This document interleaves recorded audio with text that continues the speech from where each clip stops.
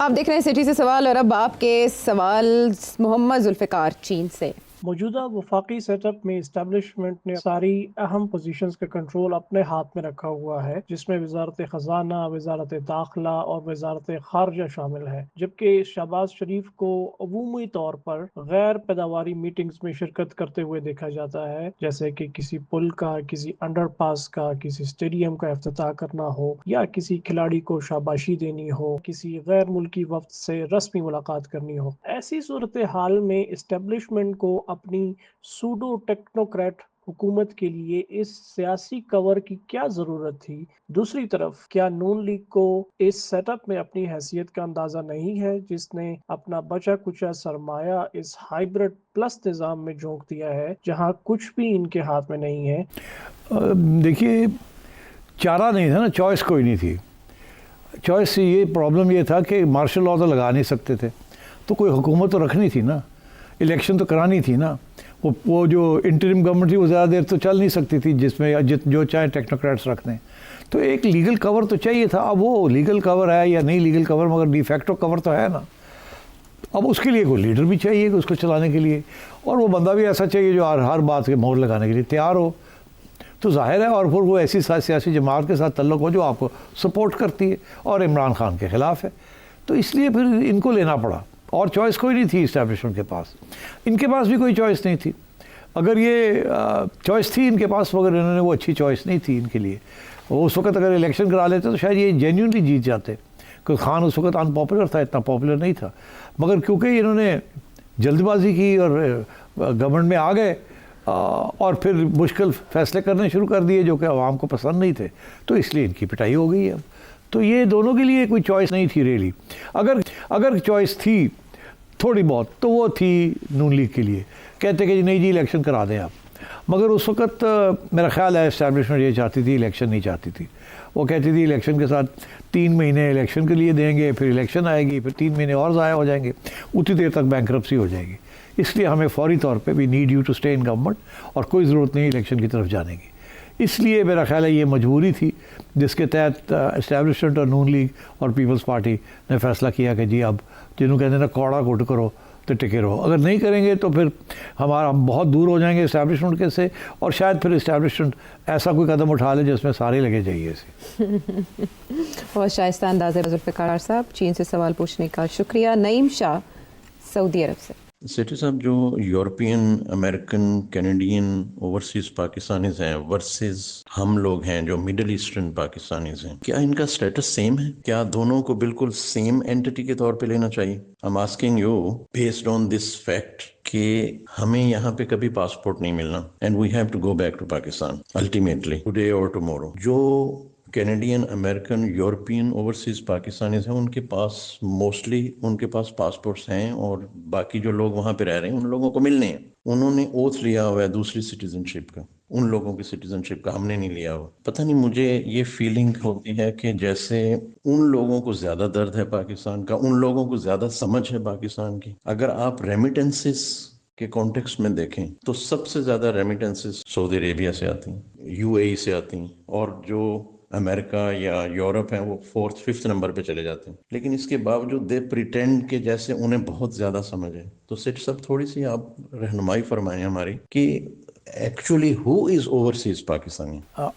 अच्छा जी, ऐसे है कि इसमें कोई शक नहीं है कि जो डेमोग्राफिक डेटा है ओवरसीज़ पाकिस्तानीज़ का, जो कि नॉर्थ अमेरिका में है compare to those in the Middle East, फ़र्क है। जो मिडल ईस्ट में है they come from lower working classes and maximum थोड़े बहुत मिडिल क्लास। जो नॉर्थ अमेरिका में है mostly from middle and upper middle class professionals and very few from lower middle classes. इसलिए आप वहाँ डॉक्टर्स और इंजीनियर्स और इस किस्म के लोग पे आपको मिलेंगे इन पब्लिक पोजीशंस, और आपको लेबर क्लास से बहुत कम लोग मिलेंगे। दुकानदार मिल जाएंगे मगर लेबर क्लास से, टैक्सी ड्राइवर से ज़्यादा, और कोई कंस्ट्रक्शन इंडस्ट्री या इस किस्म की चीज़ में कम ही लोग मिलेंगे। Whereas in the Middle East सारे कंस्ट्रक्शन और बिल्डिंग में लोअर रैंक्स में शामिल होते हैं।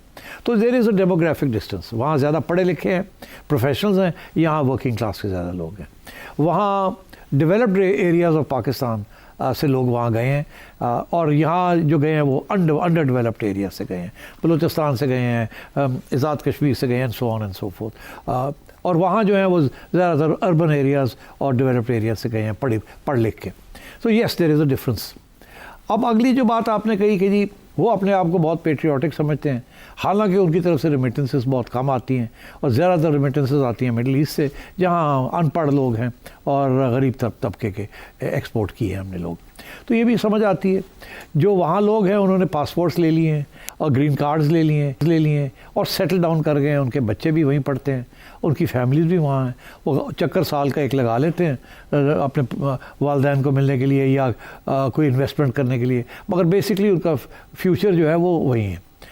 यहाँ जो लोग हैं इनके पास कोई पासपोर्ट्स नहीं है, इनकी जो रोज़मर्रा की ज़िंदगी है इज़ वेरी प्रिकेरियस, मीनिंग के किसी वक्त भी उनको निकाला जा सकता है, उनकी ज़रूरत ना रहे, उनके जॉब्स ख़त्म हो सकते हैं, नंबर एक। नंबर दो, वो सिर्फ एक काम के लिए गए हैं वहाँ, वो सिर्फ एम्प्लॉयमेंट के लिए गए हैं, पैसे कमाने के लिए गए हैं और वहाँ रहने के लिए नहीं गए और ना ही वो वहाँ रह सकेंगे, उनके कानून ही ऐसे। इसलिए उनके पास और कोई चारा नहीं है एक्सेप्ट टू पैसे वापस भेजें। और वो गए भी इसी काम के लिए थे कि उनकी फैमिलीज़ ने उनको पैसे इकट्ठे करके भेजा था, वहाँ टिकट कटाए थे और रास्ते निकाले थे और वो वहाँ से जाके वो अब सारी रेमिटेंसेस करते हैं। उनको वहाँ पैसा रखने का फ़ायदा नहीं है कि ना वो प्रॉपर्टी ख़रीद सकते हैं, उनके ऊपर बहुत सी पाबंदियाँ हैं। So there is no choice but to send the money back. इसीलिए जब खान उनको कहता है कि आप पैसे ना भेजें, it's a wrong demand, because उनको तो भेजना ही भेजना, उनकी फैमिली उनके ऊपर डिपेंड करती है। वेरएज़ वो जो लोग अमेरिका में बैठे हुए हैं उनकी families don't depend on that. वो तो उन्होंने तो वहाँ अपनी जायदादें बना ली हैं, उनके वहाँ फ्यूचर बन गए हैं और वो अपने आप को वहाँ के सिटीजन समझते हैं। जहाँ एक चीज़ कॉमन में है, वो ओवरसीज़ पाकिस्तानीज़ इंग्लैंड में हो या ओवरसीज़ पाकिस्तानीज़ अमेरिका में हो, जिस मर्जी तबके से उनका तल्लुक़ हो, खा वो वहाँ के नेशनल्स बन चुके हैं और यहाँ के नहीं बने मिडल ईस्ट के, मगर सबको पाकिस्तान का दुख है और दर्द है और प्यार है, इसमें कोई शक नहीं है। इसीलिए वो डुअल नेशनैलिटी भी रखना चाहते हैं। इंडिया ने डुअल नेशनैलिटी ख़त्म कर दी, पाकिस्तान ने भी रखनी ख़त्म की, बिकॉज ये ख़त्म नहीं करना चाहते, ये चाहते हैं कि हमारा तल्लुक़ हम पाकिस्तान से रहे। और ये पुरानी generation and new generation, specially the old generation. इसलिए मेरा ख्याल है कि आप ये नहीं कह सकते कि मिडल ईस्ट वाले ज़्यादा पेट्रियाटिक हैं और वो इतने नहीं हैं, बिकॉज वो कम बेचते हैं और ये ज़्यादा बेचते हैं। इसीलिए और ये भी नहीं आप कह सकते कि वो ज़्यादा उनको दर्द है पाकिस्तान की और इनको कम है, ऐसी बात नहीं है। अगर आप देखेंगे तो सपोर्ट बेस जो है इस वक्त इमरान खान का, वो अक्रॉस द बोर्ड ही है, ऐसे नहीं है कि यहाँ है और यहाँ नहीं है, ऐसे नहीं है। और मगर याद रहे कि एक ज़माने में बिल्कुल इसी किस्म की सिचुएशन थी पीपल्स पार्टी के लिए, जब मोहतरमा शुरू में भुट्टो साहब के कत्ल के बाद जब ये था तो बड़ा सिंपैथी थी पीपल्स पार्टी के लिए, अमेरिका, यूके, मिडल ईस्ट में हमारे लोग। फिर उसे एक स्टेज ऐसी आई कि नवाज शरीफ के लिए अच्छी खासी सपोर्ट थी अक्रॉस, मुझे तो याद है, I lived through all periods. और अब इमरान खान के लिए है, because they tired of the old politicians and their old politics. तो मेरा ख्याल है कि that's where we are. It's not a question of more or less patriotic. It's a question of demography, but equal patriotism.